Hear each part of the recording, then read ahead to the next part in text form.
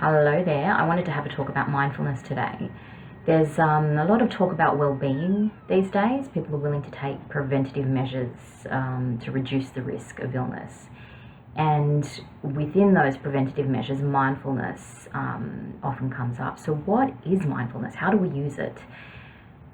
Let's have a bit of a chat about the brain first, and then we'll follow through with it, because I feel if we get an understanding about how the brain's functioning, we can see how mindfulness can be useful.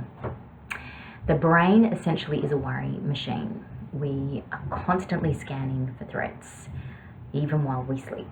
So when we are worrying about the list of tasks we have today, or worried about the argument that we had with our partner the night before, we are continually sending messages right to that fight-flight response to ignite, right at the base of the brain, which sends messages right down the autonomic nervous system to pump that heart, to, effectively get resources to the lungs so that we are ready to fight or flee the scene.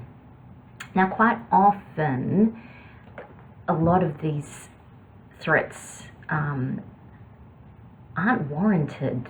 The time or the energy that we give them. We do need a bit of stress. It is what gets us motivated. It is what gets us accomplishing tasks. However, we need to learn to manage the stress. So mindfulness is about acknowledging when you're caught up in that world of thought, for example, about meeting the deadline, and redirecting some of that focus to the present moment. Mindfulness is about being in the present. So choose one of your senses, for example, sight, sound, smell, taste, or touch. Start to become aware of the sounds around you, the smells around you, what you can feel. What this does is create new neural pathways, or strengthens neural pathways that are separate to pathways that have you focused on your stresses with life. Now, mindfulness does go into a bit more than just using quick techniques. But these great techniques throughout the day help strengthen these pathways to help you remain present and grounded.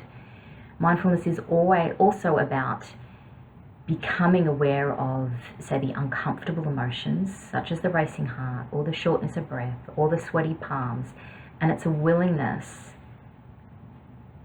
to sit with that, or to acknowledge those uncomfortable emotions without question, without judgment.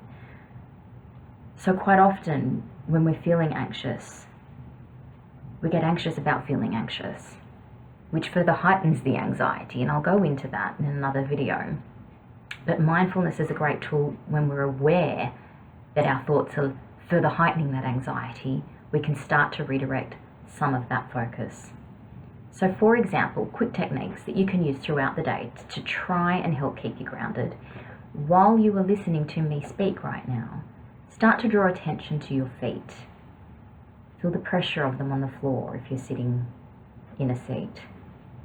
Feel the warmth of your shoes. You might feel the pressure of your shoes around your toes. You may not have been aware of this pressure on your feet before I highlighted it to you, because your focus was purely on me, or you may have been half-heartedly listening to me and worrying about the potatoes that are overboiling in the background, whatever it may be. Throughout the day, if we're sitting at a computer, if we're typing away, we can use little strategies such as drawing some focus to the sound of the keyboard, drawing focus to the way we're sitting, drawing focus to the breathing. Is it a chest breath? Is it a diaphragmatic breath? All of these little practices will help further develop the neural pathways to help keep us grounded, to help put out some of that fire on our fight-flight response system, and to help keep those overwhelming, intrusive thoughts at bay. As you leave for home today, start trying. Acknowledge the pace of your feet on the floor. Mindfulness does not have to be a full 15-20 minute sit-down meditation, although that is a fantastic practice if you can get into that.